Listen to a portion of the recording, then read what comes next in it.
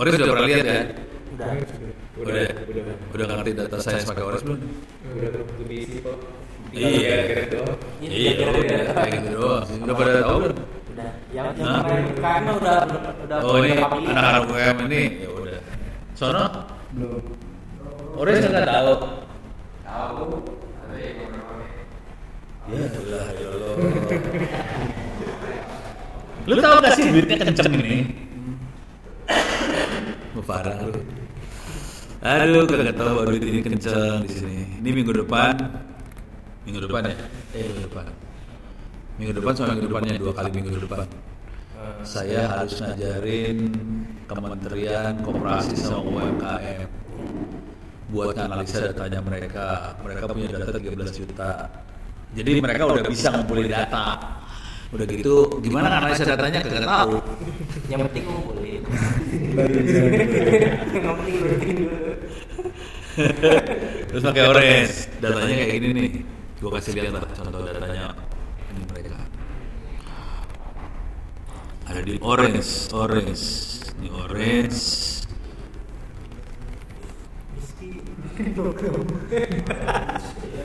Iya. Mana sih? Iya. Ini dia. Ini data tapi nggak full seluruh data. Ini cuma Bekasi doang ya. UMKM Bekasi. Dan ini ada 1.000 kalau nggak salah. Sorry. Ya pas 1.000 ya? Ada 1.000 ya? Bekasi ya? Ada modal, ada status pendidikan. Oke. Ini ada apa? Skala usaha mikro. Ada kayak gitu-gitu ya. Apalagi nih. Ada omset. Ada penggunaan teknologi, ada digital e-commerce ada enggak? Ada ya. Lu ngeliat data ini kesimpulannya apa? Bisa lihat nggak? Bisa lihat kesimpulannya nggak? kesimpulannya enggak, itu sebagian ada yang memiliki laporan keuangan, ada yang Ya, kesimpulannya kayak gitu ya. Iya. Bisa lihat polanya nggak? Kira-kira jenis yang mana yang bakal untung? Wah, kalau itu nggak sampai saya program gitu. Nih kita coba lihat ya, kita analisa ya. Mau pakai orange gimana? Pakai Ores analisanya.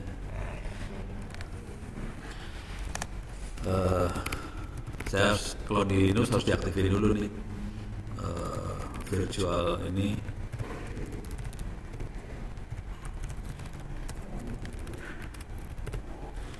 Virtual environment diaktifin dulu. Sekarang source bin activate dah orange dah. Jadi kita jadiin orange buat analisa data mereka. Tapi data mereka parah loh, 13 juta. Ini yang ada di sini cuma 1.000. Kita harus analisa 13 juta nih. Oke. Kita baca datanya ya.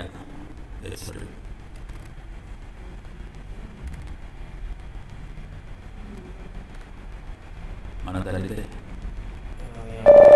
Ini ya. Iya, kami katakan. Ini ya. Udah. Ini bentuk datanya dia nih.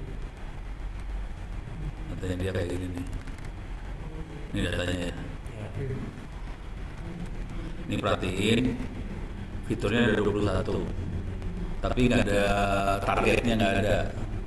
Jadi ini ciri khas kalau kita mau mainan unsupervised learning kayak gini nih. Supervised learning.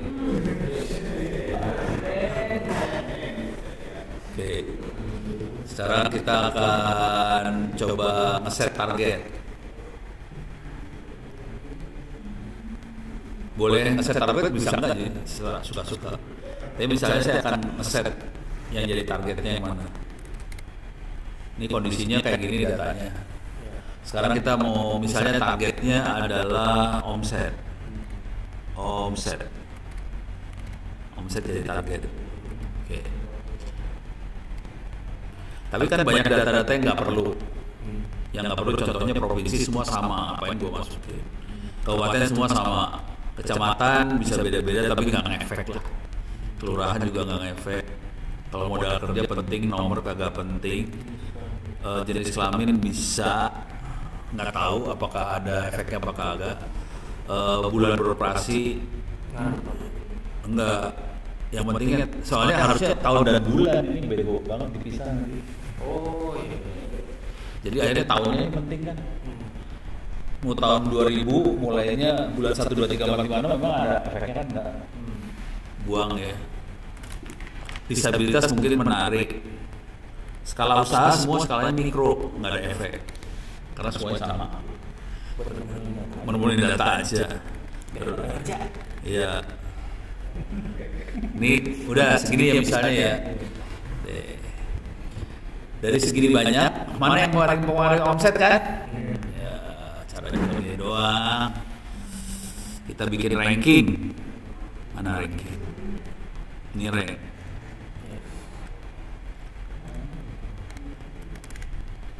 Belum. Tunggu selesai dulu di analisa. Udah. Kelihatan saya 5 parameter ya. Yang pengeluaran omset adalah modal, tahun, jenis kelamin, disabilitas, status. Salah, kebalik. Harus di ini dulu. Nah, di sort dulu ya. Jadi KBL itu jenis usaha lah. Dia punya laporan kagak, terus dia pendidikan, terus metode pemasaran, jenis kelamin. Jadi ini yang parameter yang berpengaruh ke omset. 5 besar, parameter 5 besar ya. Yang malu itu. Kalau kita ganti efeknya lain. Misalnya ini tadi omset kan. Kita buang di omset. Masuk sini ya, omsetnya dirubah. Misalnya metode pemasaran. Targetnya metode pemasaran. Kita lihat lagi. Wah, ini jadi banyak nih, dia bisa macam-macam nih. Tadi kita pakai ini. Ini laporan, pendidikan, jenis usaha, jenis kelamin, penggunaan teknologi. Jadi bisa berubah-ubah tergantung target yang mau kita analisa apa. Beres ya, udah mulai kelihatan ya. Sekarang udah pernah main unsupervised learning belum? Masih teori doang. Oh, baru teori. Siapa sih yang ngajar? Oke, ini kita buang dulu bentar. Kita paling gampang unsupervised learning biar ngerti pakai gambar. Ini gambar. Banyak kan pengelompokan sih. Ini kita gambar binatang peliharaan. Gambarnya yang mana? Ini gambarnya nih. Ini gambarnya. Kita sebagai manusia bisa kelompokin nggak? Bisa kan? Ini satu kelompok nih. Ini nggak mungkin satu kelompok. Ini nggak usah satu kelompok. Ini satu kelompok. Bisa ya? Itu manusia. Mesin bisa nggak? Enggak. Bisa kok dia. Nah, yang seru.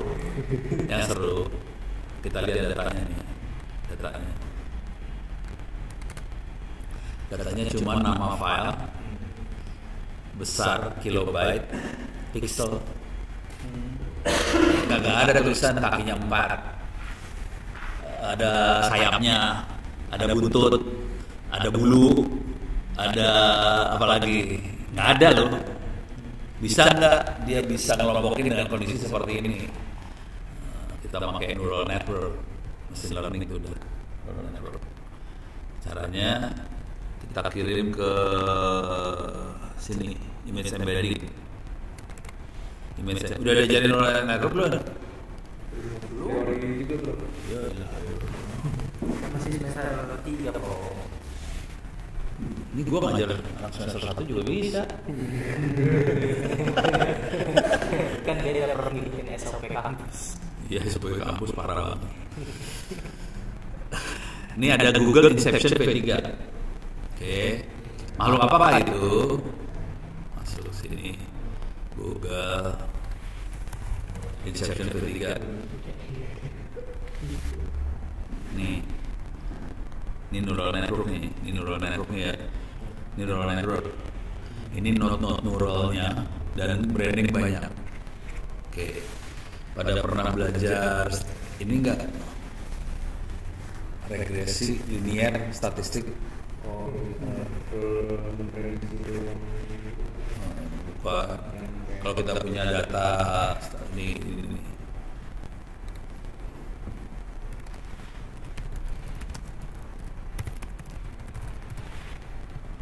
Nih gitu ya. Kalau kita punya sebaran kayak gini, kita pengen tahu garisnya yang mana, modelnya mana yang paling dekat sama sebaran itu. Jadi kita nyari garis linearnya, gitu ya. Jadi kalau kita punya sebaran, kita nyari garis linearnya, yang errornya paling kecil. Bisa aja kita bikin garisnya melintang kayak gini ya, tapi kan errornya jadi banyak banget tuh. Jadi nanti secara algoritma dia akan nyari yang paling kecil garisnya gini, dapat gitu. Nah, neural network pada dasarnya ini regresi linear. Oke, ini saya kasih contoh. Ini gue ngajarin machine learning loh. Ini contoh ya, jadi sorry. Misalnya udah tahu persoalan ini kan? AX plus B sama dengan Y. Ini persoalan linear ya. Ini persoalan ini diajarin waktu kelas berapa? SMA kelas berapa? Kelas 2 ya. Kelas 2 diajarin ini ya. Oke, ini namanya persoalan linear. Sekarang saya kasih nilai. Kalau Y-nya 1, X-nya 1, Y-nya 7. X-nya 2, Y-nya 8. X-nya 3, Y-nya 9. Boleh dong. Waktu di SMA dikasih persoalan kayak gini, hitung A dan B-nya berapa? Mampus. Hitung A dan B berapa? Ya itu tugas. Ya kan gampang ini mah. Gua kasih persoalannya nih ya. Gua masukin angkanya ya. A plus B sama dengan berapa? 7. Coba kalau 2A plus B sama dengan berapa? 8 kan? 3A plus B sama dengan 9. Bisa nggak dihitung A dan B-nya? Pakai metode apa? Apa? Metode apa? Ini pelajaran SMA lo ini. Lu gak bisa lu, balik lagi di SMA.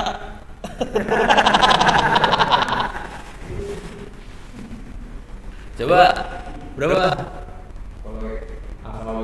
Ya, apa ya berapa? Salah. Lu gini cara ngitungnya. Sorry ini 3A ya. Ini 3A ya. Nih cara ngitung paling bawah ya. Boleh dong buat tulis gini A 2A plus B sama dengan 8 boleh ya? Sama kan? Terus di bawahnya jangan 2A. Iya, 2A 2A. Boleh ya? Sekarang saya tulis lagi A plus B sama dengan berapa tadi? 7. Oke. Atas kurang bawah. Kasih kurang. Berapa jadi? Berapa nih? A B sama dengan 1. Dapat kan? A sama 1, B nya berapa? 6. Jadi B sama dengan 6. Iya dah. Ya kan? Jadi A nya dapat 1 ya. B nya sama dengan 6 ya. Ini kalau di dunia machine learning ini namanya training data. Ini namanya model.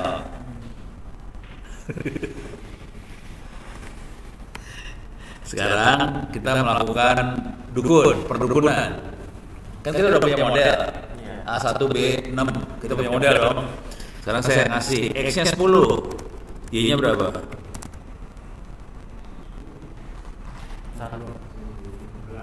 16.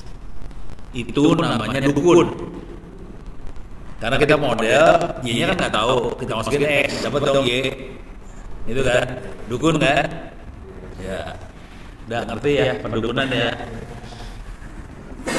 Ini harusnya dosen machine learning ngajar kayak gini nih. Nih udah beres, sekarang kita akan cobain. Ups. Wah hujan. Wah.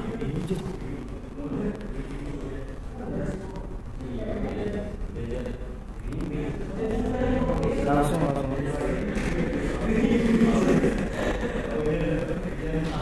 Hujannya gede. Hah? Gede. Motor saya di luar dulu. Itu di luar. Hah? Motor di luar. Udah, helm ambil dong. Helm ambil.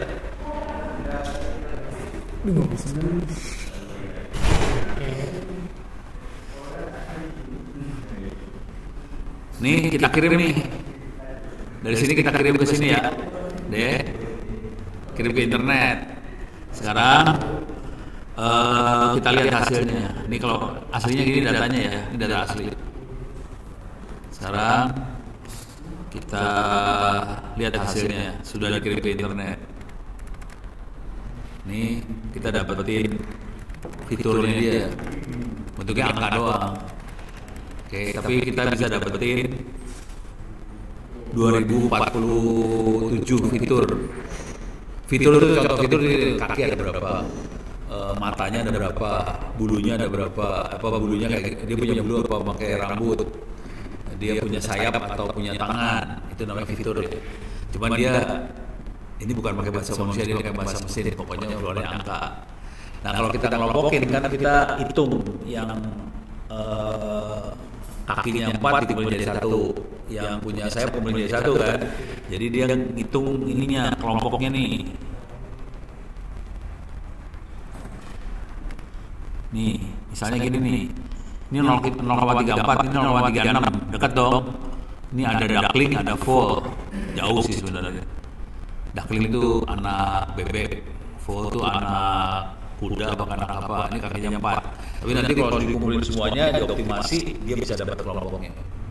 Nah, untuk optimasi gitu kita pakai yang namanya unsupervised learning. Ini nggak perlu pakai coding gitu ya? Dalamnya ada Python. Oh, langsung. Dalamnya Python. Bisa nggak perlu coding lagi? Ya udah, nggak perlu. Tapi kan enak dari sisi konsep jadi gampang kan? Iya. Harusnya dosen ngajarin kayak gini. Saya bisa ngoding, cuman kan kalau ngajarin anak-anak suruh ngoding langsung titik komanya mana, ini fungsinya buat apa, gitu kan, fungsi sekolah kan. Kalau ini kan gampang. Nah ini distance itu buat mengoptimasi yang kelompok yang apa jaraknya sama dikumpulin jadi 1. Kita kumpulin nih, gitu ya.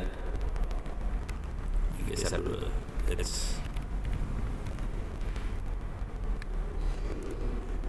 Ini udah. Sekarang kita lihat hasilnya klasternya.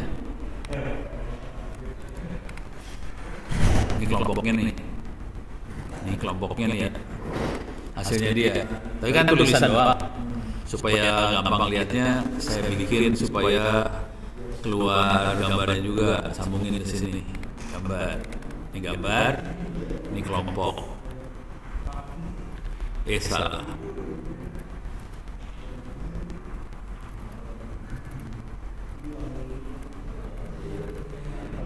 Nih, ini gambar kelompok ya. Coba kita lihat. Satu kelompok nggak? Lucu sama lucu, satu kelompok kan? Udah. Nih, satu. So ini ke semua pilih. Nih, satu kelompok kan? Ini sebenarnya salah. Yang ini kan gede, ini kecil. Tapi kan gambarnya nggak kelihatan gede kecil kan? Jadi sebenarnya salah.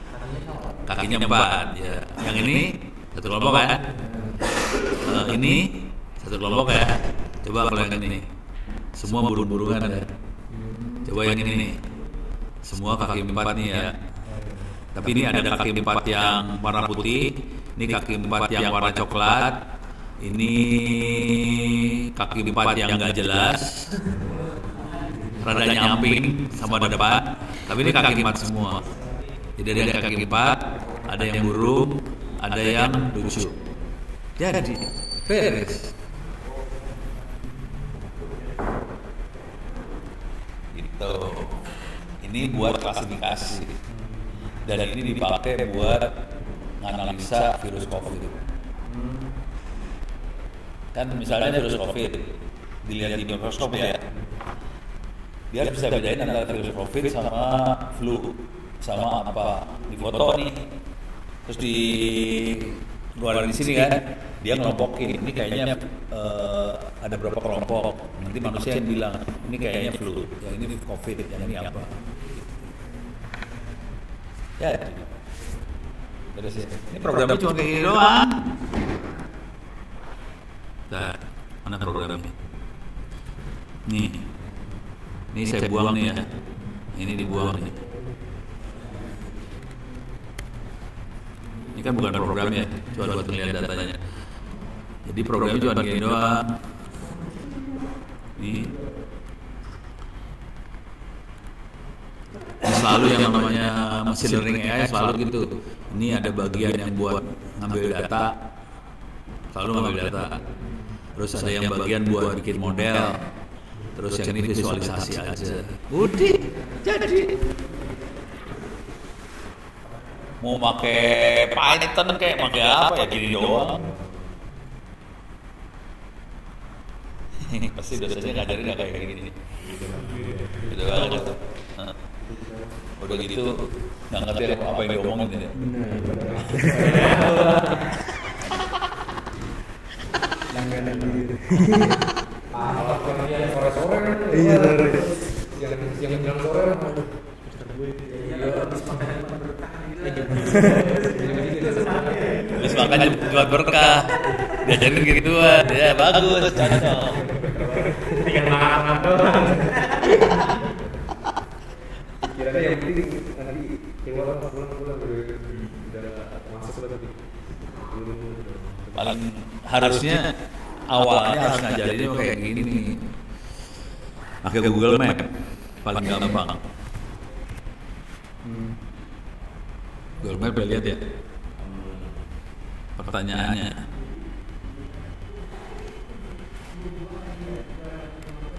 Lihat yang jalur yang ini deh. Ya. Boleh. Dari tadi juga boleh keluar sih.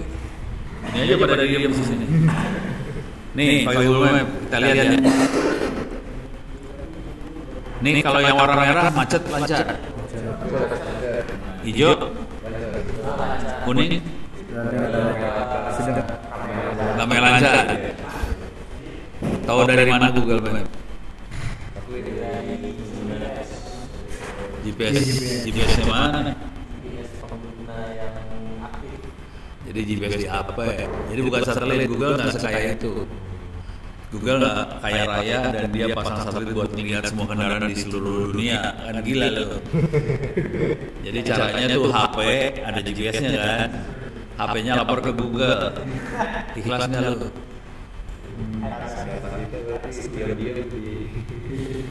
Nyadar nggak sih? Kasian deh lo. Jadi balik lagi ke ini ya.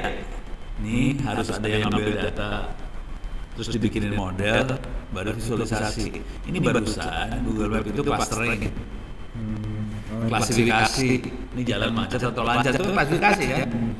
Dapat datanya dari mana? Dari HP kita lapor ke Google. Tinggal masalah ikhlas atau nggak ikhlas, saya tahu ada ceritanya. Tapi HP kita lapor ke Google. Jadi yang namanya machine learning AI dan sebagainya ada proses yang namanya mata-mata ikhlas. Prof, itu walaupun GPS yang mati bakalan tetap. Iya, yang mati sih nggak lapor. Oh, yang nyala doang. Wah, ini kita mau ngobrolin ini.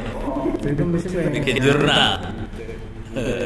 Nanti aja. Ini lagi pada belajar machine learning. Katanya dosennya ngajarnya bagus banget sampai bisa pada tidur semua. Saking bagusnya semua mahasiswa tidur di kelas.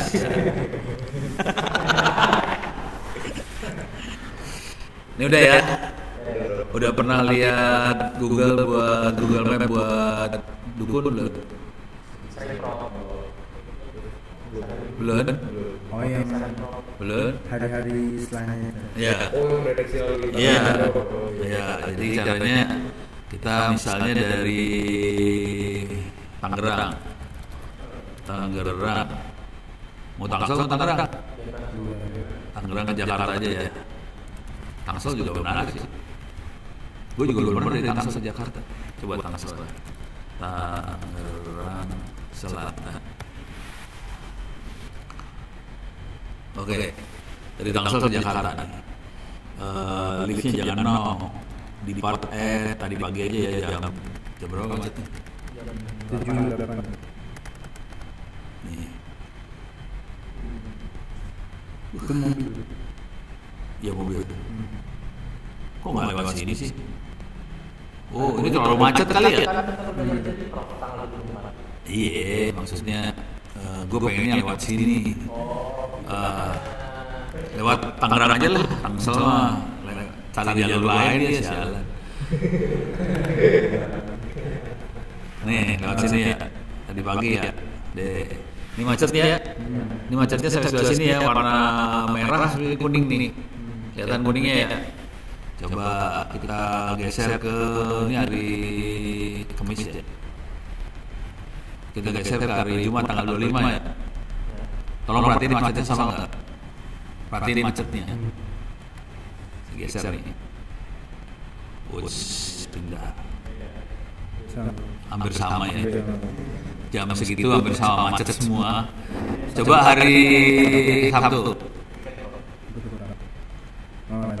Lancar ya? Hari Minggu? Lancar. Hari Senin? Macet. Jadi sini macet lebih parah. Hah? Waktunya juga beda ya? Pertanyaannya udah kejadian belum? Kok tahu? Google-nya? Tahu dari mana? Iya prediksi dari sebelumnya seberapa belum? Bisa dari Seminggu kan? Seminggu mah cuma satu kali Senin. Ya berarti sebulan atas tanah. Gue kasih lihat rahasianya nih. Ada di sini nih. Klik. Udah pernah lihat your timeline? Belum? Klik your timeline. Oke. Kita bisa lihat lagi nih tahun. Dia monitor diri kita dari tahun 2009 sampai 2024. Ikhlas. Dia bukan seminggu, bertahun-tahun dilihatin. Dan ini dia tahu Ono udah pernah kemana aja nih, termasuk ke sini ya. Ini biar bisa masuk surga. Cuman kalau mau lihat kemarin ini hari Senin tanggal 21 nih, sini hari Minggu kemana tuh? Oh sini nih tanggal sekian kemana? Kelihatan loh, wush, jauh juga ya. Wih, ini ke puncak nih Cisarua nih. Kalau ini bukan Ono sih, yang ini istrinya Ono. Gue tahu dia di mana.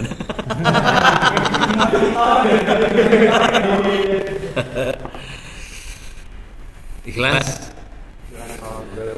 Ikhlas sih.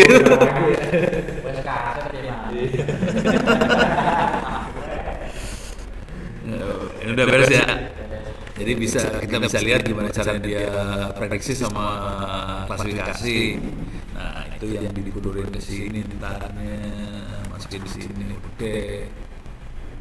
Harusnya ngajarin gitu, ngasih lihat nih di dunia nyata. Dan ini duitnya kenceng nih. Contoh paling blon nih, contoh lain blon lah. Ini kan duitnya gede nih. Google emang ngasih gratisan sama programmernya kan ngasih duit. Contoh lain Tokopedia. Topet. Ini ada iklan nih. Ini ada iklan ya. Ada iklan. Iklan tiap orang sama atau beda?